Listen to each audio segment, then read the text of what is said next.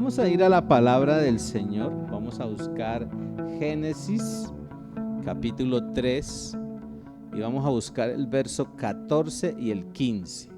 ¿Estamos? Y lo vamos a leer en la traducción en lenguaje actual. Vamos a usar esa traducción inicialmente, allí en el versículo 14 y en el 15. Dice así la palabra del Señor. Entonces Dios le dijo a la serpiente: por esto que has hecho, maldita seas, más que todo animal doméstico, más que todo animal salvaje. Mientras tengas vida, te arrastrarás sobre tu vientre y comerás el polvo de la tierra. Haré que tú y la mujer sean enemigas. Pondré enemistad entre sus descendientes y los tuyos.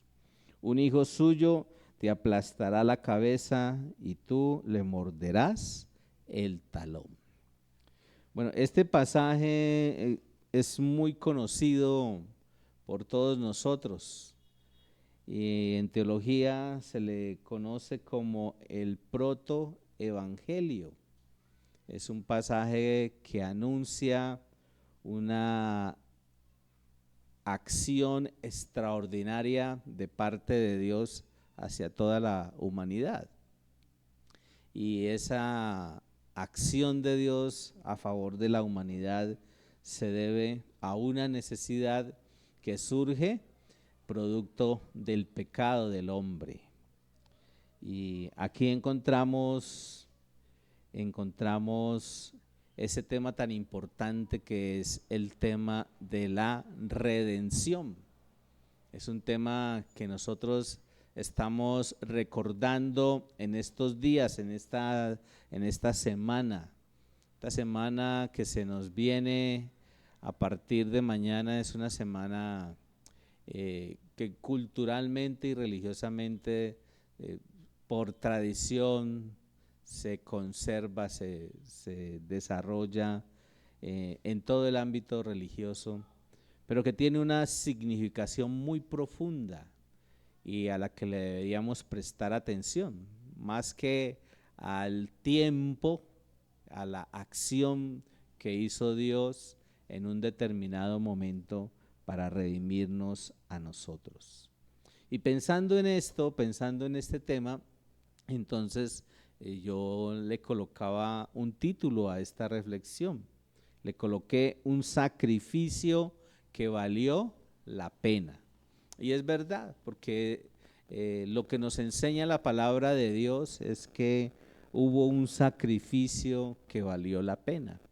En el Antiguo Testamento encontramos acciones donde se evidencian una serie de sacrificios, hablando de los animales, pero hay un sacrificio extraordinario que hizo Dios al hacerse hombre en la persona de Jesucristo y cumplir esa obra, ese plan de redención, de salvación que Dios había establecido.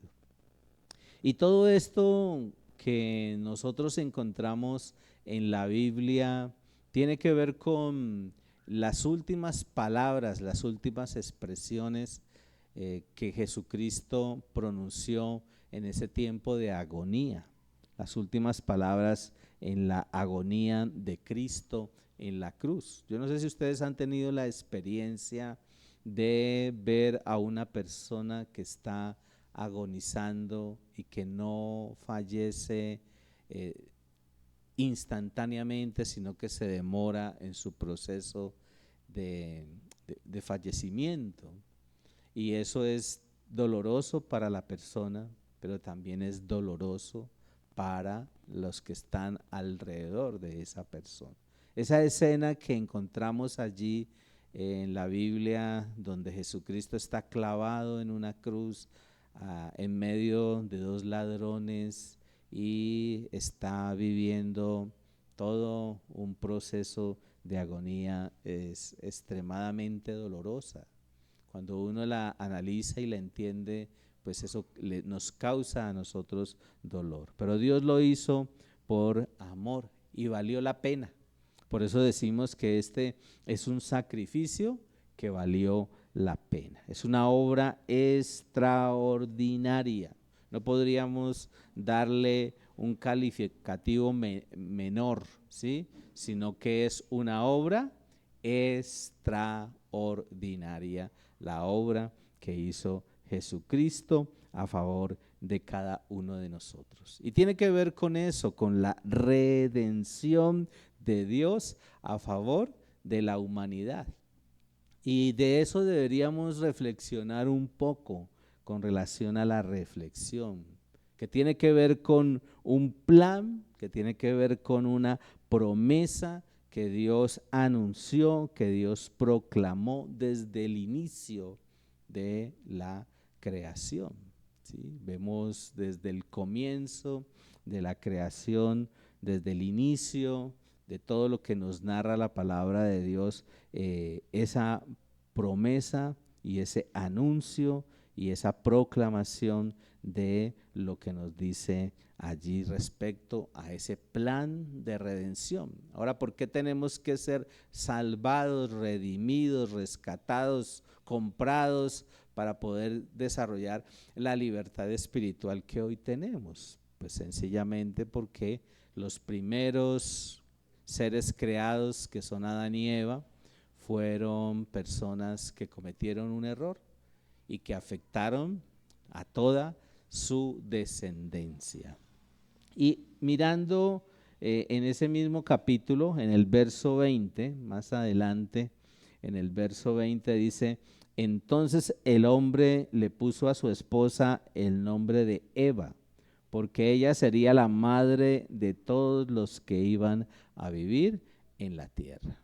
Y aquí está hablando entonces de los primeros seres humanos, los dos primeros seres humanos que Dios creó. Dios creó al hombre y del hombre Dios tomó una costilla, dice la Biblia, ¿cierto? Y formó a la mujer y se la presentó a Adán y estableció el primer matrimonio. Ahí encontramos el primer matrimonio. Y producto de esa unión, entonces Dios los bendijo y Dios les delegó una gran responsabilidad, la de ser mayordomos, pero también la de disfrutar de esa vida en familia para que pudieran procrear y pudieran desarrollar todo lo que Dios había definido y establecido. Y leyendo también más adelante en el capítulo 22, en el verso 7 y 8, dice lo siguiente. Génesis capítulo 22, versículos 7 y 8, hablando de ese plan, hablando de esa promesa que Dios estaba anunciando, que Dios estaba proclamando desde un comienzo, y lo vemos en todos estos pasajes, desde un comienzo. Y dice ahí en el versículo 7 de Génesis 22, pero Isaac le dijo a Abraham: Padre mío, tenemos fuego y leña, pero ¿dónde está el cordero que vamos a ofrecerle a Dios? Abraham le respondió: ya Dios se encargará de darnos el cordero, hijo mío. Y miren, desde ese comienzo, ya en toda esta simbología que encontramos en Génesis, hay un anuncio, ¿cierto? Hay una promesa, porque se ha generado una necesidad. Y esa necesidad tiene que ser suplida, y tenemos a un Dios y Padre Celestial que cuida de nosotros, que nos ama y que quiere lo mejor para cada uno de nosotros. Y por eso debemos abordar el tema de la redención. Y en estos tiempos y en estos días y en esta semana es propicio recordar el tema de la redención. Un tema que tiene que ver con ese plan que Dios había establecido para salvarlos, un plan y una promesa que Dios había revelado a través de todo lo que encontramos en las Escrituras, a través de una serie de simbologías, a través de una serie de figuras, de prototipos que encontramos allí en el Antiguo Testamento. Toda esa simbología que encontramos en el Antiguo Testamento es una simbología que prefigura lo que más adelante se iba a dar. Y en este caso, que Dios se iba a hacer hombre en la persona de Jesucristo y que Jesucristo iba a cumplir un papel fundamental en la redención, que era morir como ese cordero pascual, como ese cordero que quita el pecado del mundo, iba a morir para que nosotros pudiéramos ser restituidos, para que nosotros pudiéramos ser reconciliados, para que nosotros pudiéramos ser restaurados en nuestra relación y en nuestra comunión con Dios. Y leía también allí en el Nuevo Testamento el Evangelio de Juan, y en el capítulo 1, en el verso 14, utilizando esta misma versión, dice: aquel que es la palabra habitó entre nosotros y fue como uno de nosotros. Vimos el poder que le pertenece como Hijo único de Dios, pues nos ha mostrado todo el amor y toda la verdad. Y aquí encontramos a ese Dios hecho hombre que viene para cumplir ese propósito de redimirnos, ¿sí? Aquel que es la palabra, ¿sí? Que se hizo hombre, porque dice ahí que habitó entre nosotros y fue como uno de nosotros. Vemos entonces a Dios hecho hombre, a ese Dios que en la humanidad de Jesucristo se conjugan esas dos características tan fundamentales: completamente humano, completamente divino. Ese Dios extraordinario, ¿cierto?, que hace cosas sobrenaturales. Un plan también de redención encarnado en Él, en Jesucristo, y proclamado a través del Evangelio del arrepentimiento y del reino de Dios.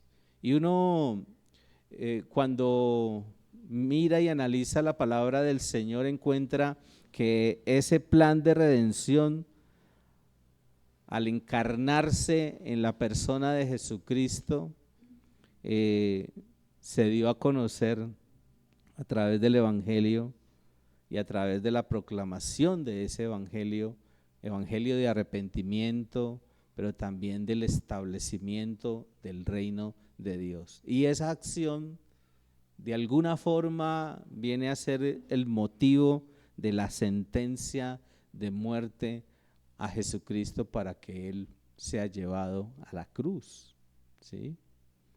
Y por eso nosotros tenemos que ser también conscientes de la importancia de la proclamación del Evangelio.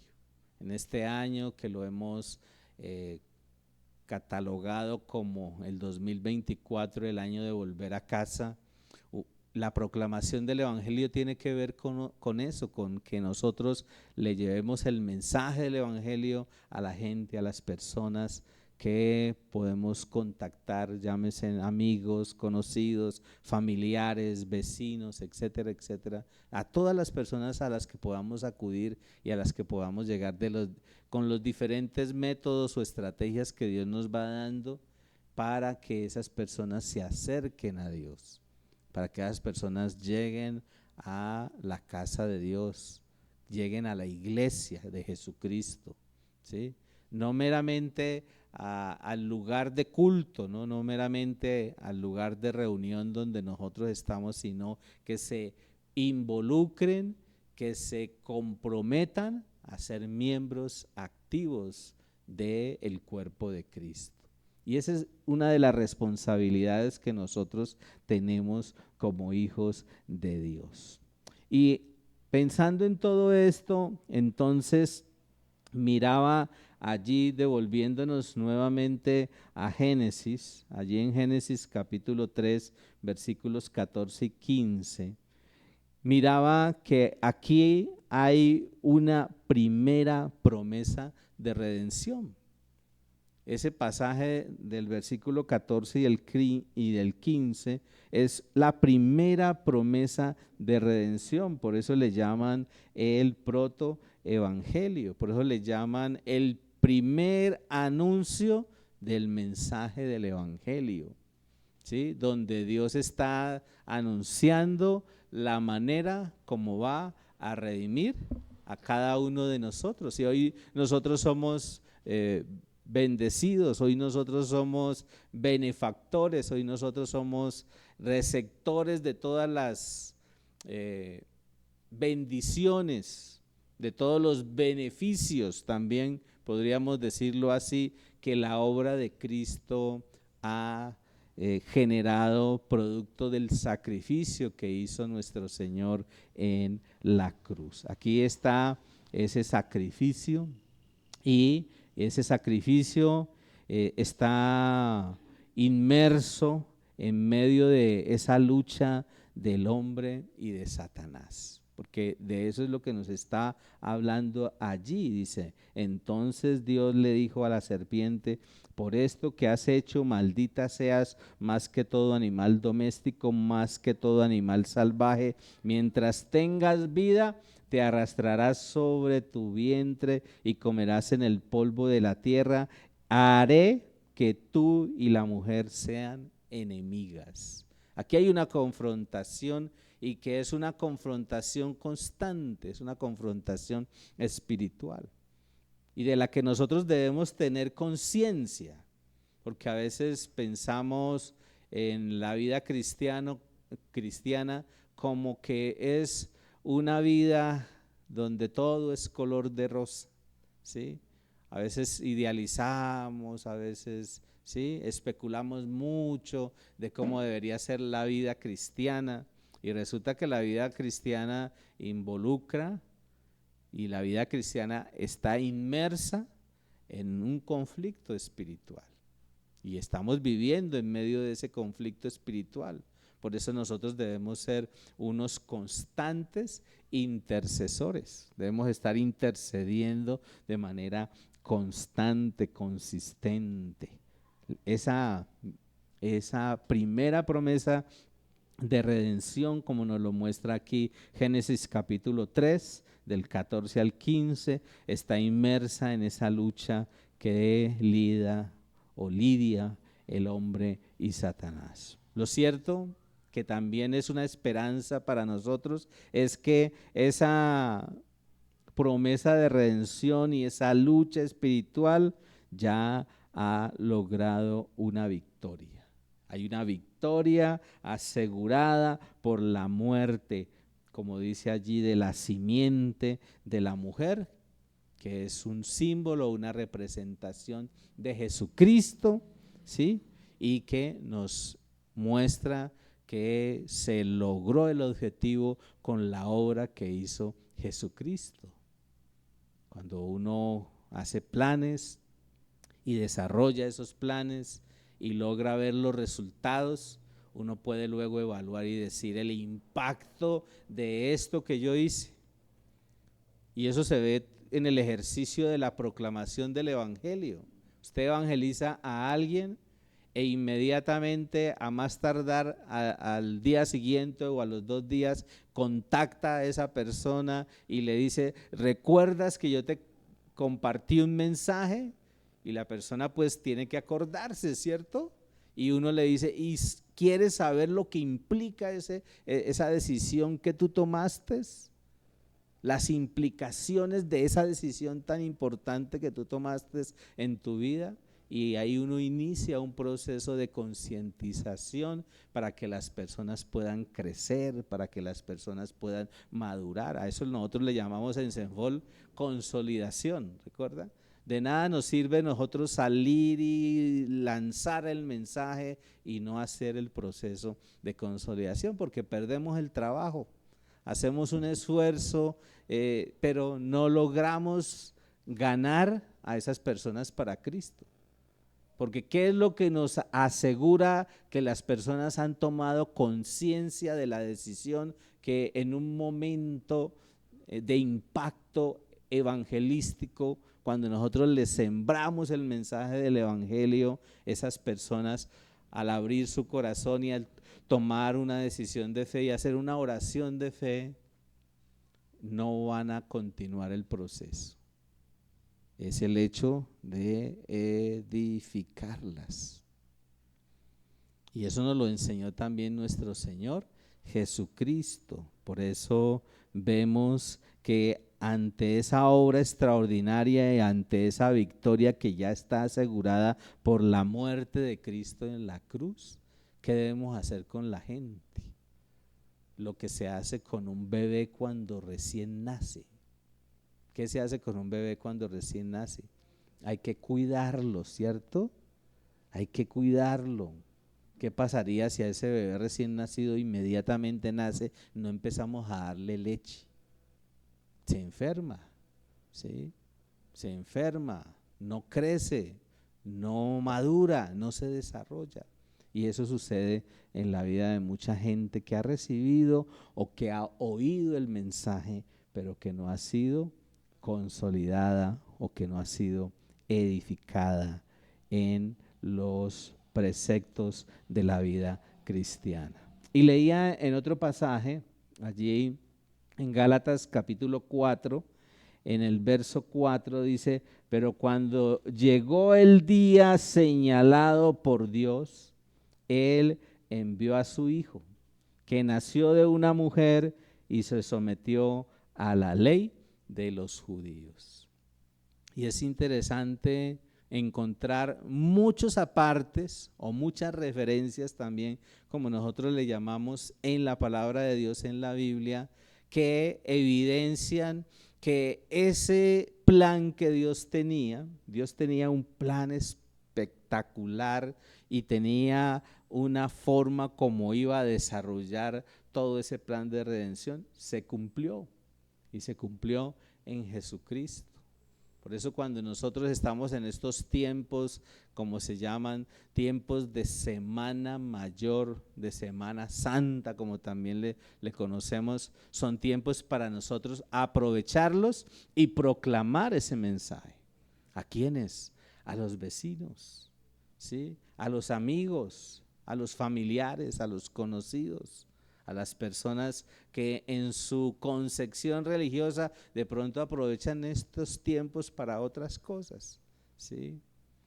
Y mucha gente dirá: estamos celebrando, y nosotros también tenemos la oportunidad para decir: sí, estamos celebrando la resurrección, porque ese Jesucristo al cual se recuerda en estos días, que fue sacrificado, que fue flagelado, que fue ultrajado, que fue martirizado, murió, pero también resucitó, ¿sí?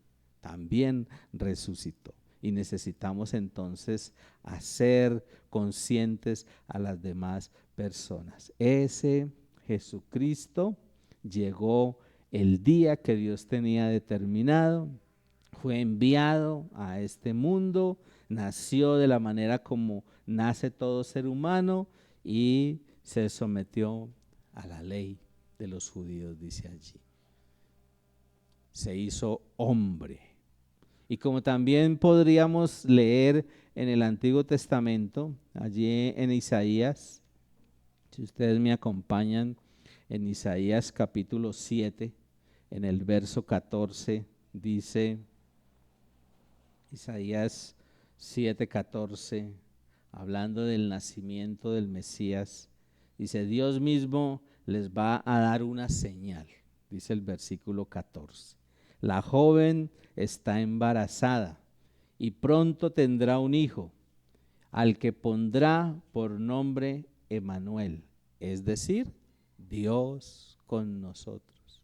Entonces, cuando uno va mirando el Antiguo Testamento, cuando uno va mirando el Nuevo Testamento, en esa relación que uno hace del Antiguo Testamento en esa relación que uno hace con el Nuevo Testamento, se va dando cuenta que eso que se anunció años y años y años antes, muchos años antes de que se sucediera, se cumplió, ¿sí?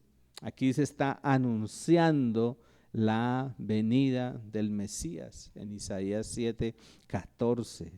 Pero si vamos allí al Evangelio de Mateo, en el capítulo 1, Evangelio de Mateo capítulo 1, en el verso 21, dice la palabra del Señor: cuando nazca el niño, lo llamarás Jesús. Él va a salvar a su pueblo del castigo que merece por sus pecados. Y aquí en esta escena, ¿dónde estaba Jesús?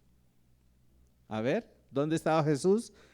Mirando esta escena de Mateo 1:21, en el vientre de la madre, en el vientre de María, ahí estaba Jesús.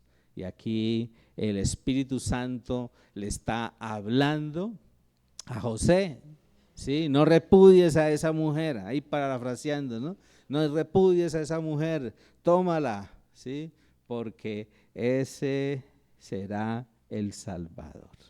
Entonces encontramos el cumplimiento profético de ese anuncio. La redención tiene que ver con esto, con la promesa que Dios ha hecho, ¿sí? Pero no solamente Dios hizo la primera promesa allí que encontramos en Génesis capítulo 3, versículos 14 y 15, sino que también Dios mostró el primer símbolo de redención. Y si usted se devuelve a Génesis capítulo 3, encontramos no solamente la primera promesa de redención, sino el primer símbolo de redención. En el versículo, Génesis 3, versículo 21, miren lo que dice en esta versión, traducción en lenguaje actual. Dice: luego Dios vistió al hombre y a su esposa con ropas de pieles. Luego Dios vistió al hombre y a su esposa con ropas de pieles. Y aquí hay un símbolo bastante interesante, el del sacrificio de un animal para poder cubrir la desnudez del hombre. Para que Dios pudiera cubrir, como dice allí, que vistió al hombre y a su esposa con ropas de pieles. ¿De dónde Dios tuvo que tomar esas pieles para que Adán y Eva se cubrieran?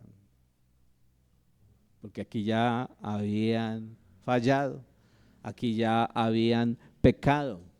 Pues Dios tuvo que hacer un sacrificio, sacrificar a unos animales para poder ofrecerles la piel de esos animales y ellos cubrirse. Y si usted va al capítulo 4 de Génesis, en el versículo 4 dice: por su parte Abel escogió las primeras crías más gordas de sus ovejas y se las llevó a Dios como ofrenda. Y Dios recibió con mucho agrado la ofrenda de Abel. Lo que Dios había establecido era que a través de esos animales se tipificara el sacrificio que había que hacerse para poder redimir al hombre. Y por eso el agrado de Dios ante la ofrenda que dio Abel.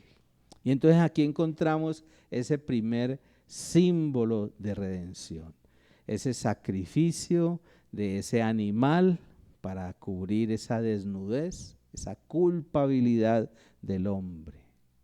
Por eso decíamos ahora, los sacrificios de animales tipifican la muerte de Cristo. Cuando uno ve en el Antiguo Testamento todo este tema de los sacrificios, es todo un recorderis de que para poder redimirse delante de Dios tenía que haber un sacrificio. Y tenía que ser un sacrificio que satisfaciera la demanda de justicia de Dios. No podía ser cualquier sacrificio, tenía que ser un sacrificio especial.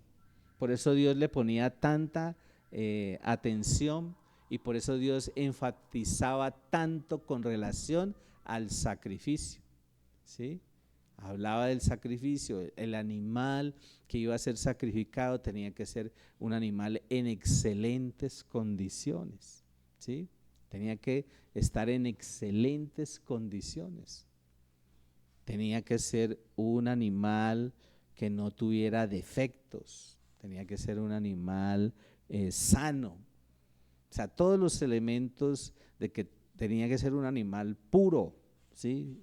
Puro, sano, totalmente bueno, porque era una simbología de esa muerte de Jesucristo.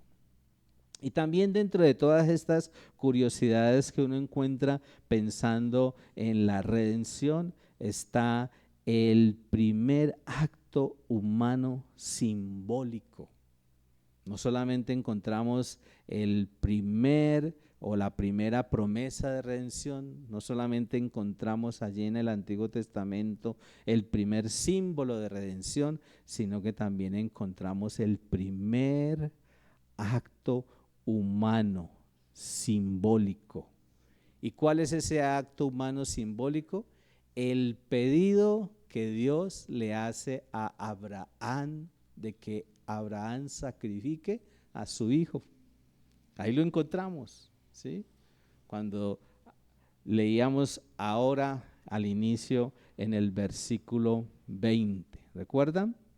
Allá en el versículo 20, cuando le pide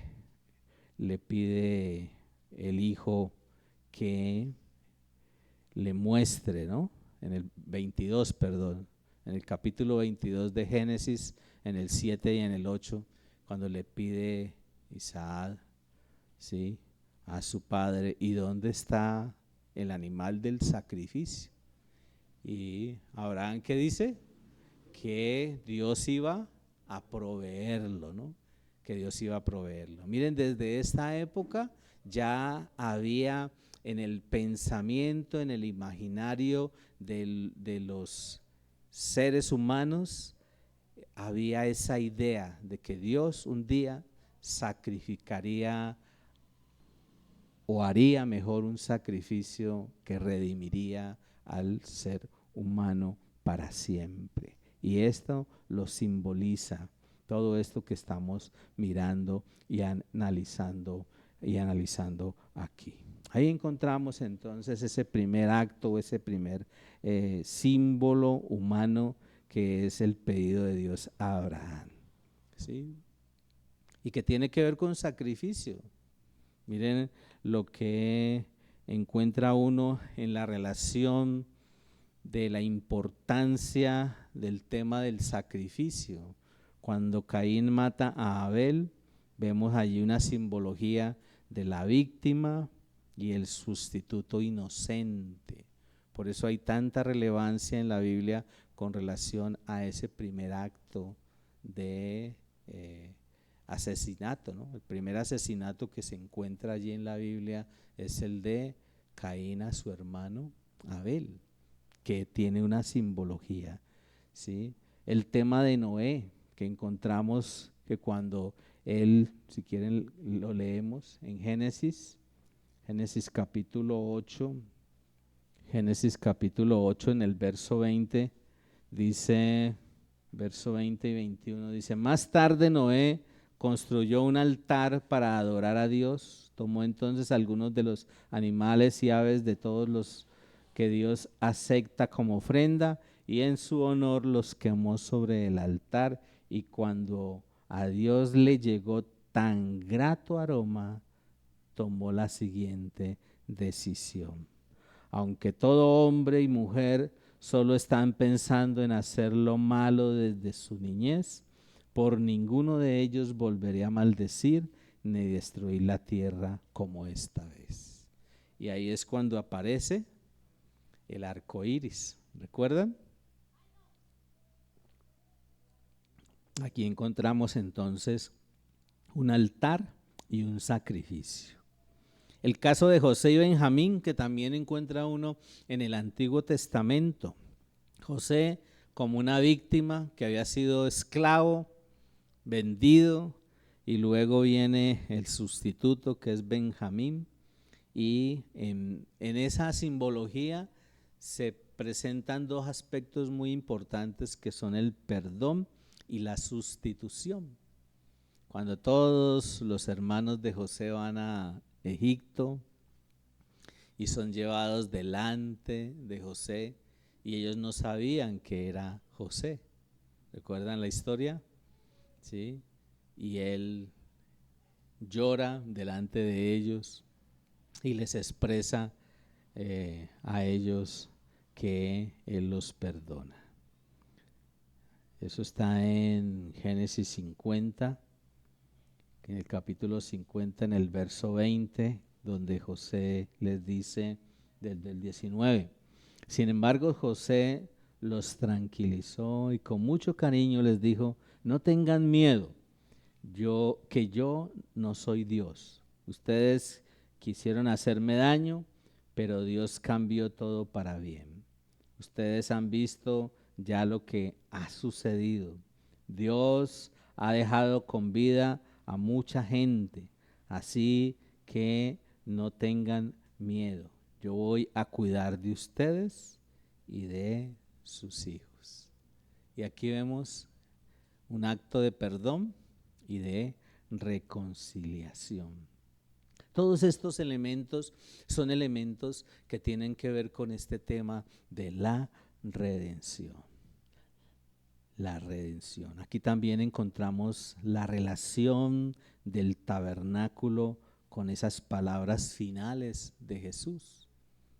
Uno cuando lee acerca de las últimas palabras que Jesús está pronunciando allí en su tiempo de agonía, esas últimas palabras se relacionan también con la simbología del tabernáculo.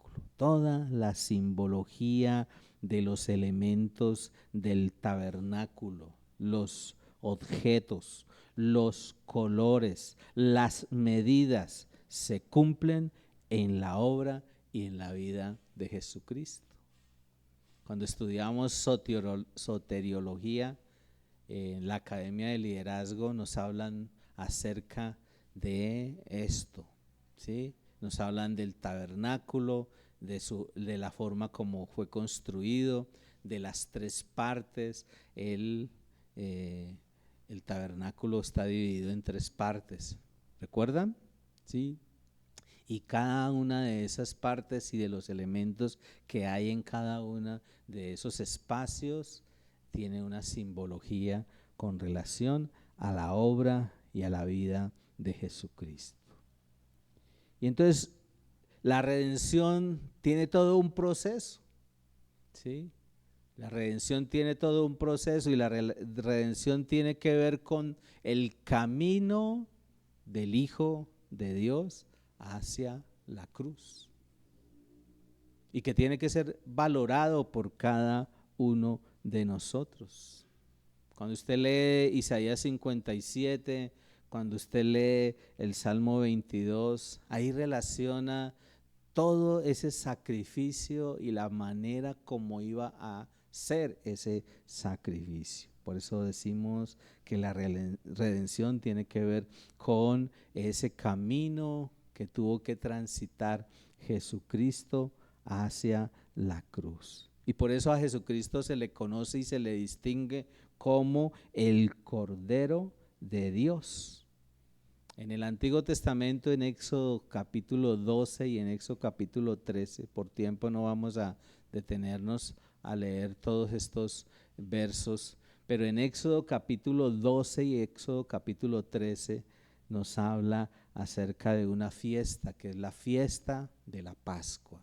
En medio de esa fiesta de la Pascua, entonces había que sacrificar un animal. Y ese animal tenía que ser puesto allí en sacrificio. Tenían que comerse a ese animal. Y si sobraba, tenían que dejar que se consumiera ahí en el holocausto el animal. Toda esta simbología de Jesucristo como el Cordero de Dios. Pero también en el Nuevo Testamento nosotros encontramos la redención en el Nuevo Testamento. En el Evangelio de Mateo, allí en el Nuevo Testamento, en Mateo capítulo 3, en el verso 2 dice: vuélvanse a Dios porque muy pronto su reino se establecerá aquí.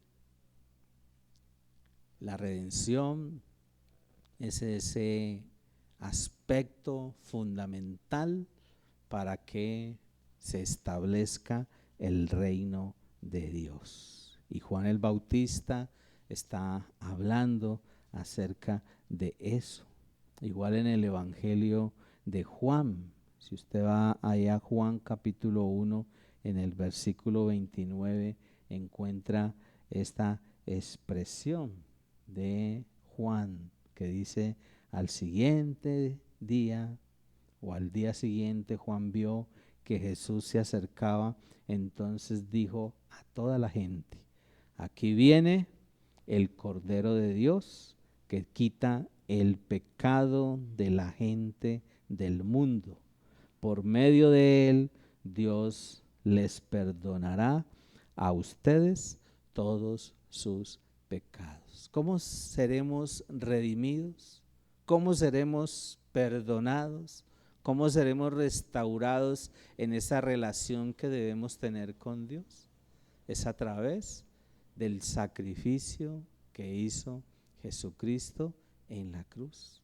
Y cuando lo aceptamos y cuando reconocemos a Jesucristo como Señor y como Salvador, podemos aprovechar, podemos disfrutar, podemos beneficiarnos de todos esos beneficios que hizo la obra de Jesucristo en la cruz por cada uno de nosotros. Los apóstoles también hablaron, anunciaron acerca del arrepentimiento y la necesidad de la conversión.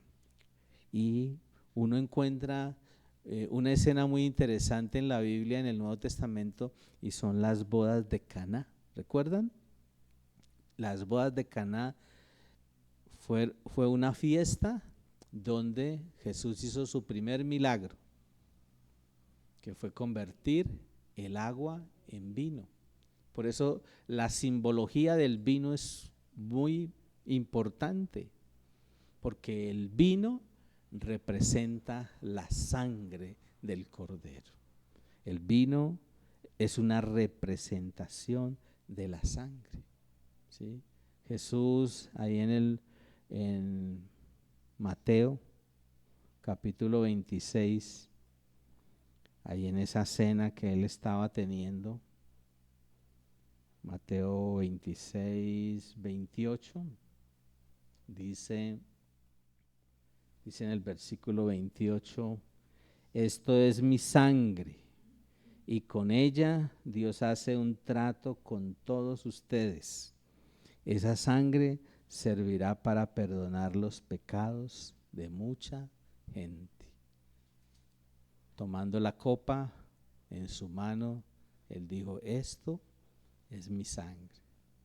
El vino es un símbolo, es una representación de la sangre que Jesucristo iba a derramar en la cruz, y que Jesucristo derramó en la cruz para que nosotros pudiéramos ser lavados, para que nosotros pudiéramos ser perdonados, para que nosotros pudiéramos ser reconciliados, restaurados, para que nosotros pudiéramos ser santificados, porque inmediatamente nosotros nos apropiamos por fe y producto de expresar con nuestro corazón que Jesucristo es nuestro Señor y Salvador, inmediatamente nosotros somos colocados en el reino de Dios. Eso nos dice la palabra. E inmediatamente somos llenos, somos bautizados del Espíritu Santo. Qué bendición y qué privilegio tan grande para nosotros. Todo esto tiene que desafiarnos a perseverar, a caminar en esa vida que Dios tiene determinada para cada uno de nosotros, ¿sí? Eso es lo que Dios quiere, ¿sí? Eso es lo que Dios desea, que cada uno de nosotros podamos apropiarnos, podamos disfrutar de los beneficios del sacrificio de Cristo en la cruz. ¿Qué tal si nos ponemos de pie y le damos gracias al Señor por ser tan bueno con nosotros? Porque a pesar de nosotros, a pesar de nuestras faltas y fallas, Dios un día determinó sacrificarse, y fue un sacrificio que valió la pena. Mira el que está ahí a su lado y dígale: un sacrificio que valió la pena. Valió la pena porque usted y yo hoy, y los que están allí conectados, usted y yo hoy, tenemos la oportunidad de disfrutar de una vida diferente. En medio de todos los problemas, en medio de todas las necesidades, aún en medio de nuestras enfermedades, de nuestros conflictos, de nuestras situaciones difíciles, en medio de todas estas situaciones tan complicadas y tan difíciles, tenemos salvación. Nuestra vida espiritual ha sido restaurada y tenemos la oportunidad de conectarnos con Dios, de relacionarnos con Dios. Por eso oremos. Padre, gracias. Gracias por tu palabra. Gracias por este tiempo.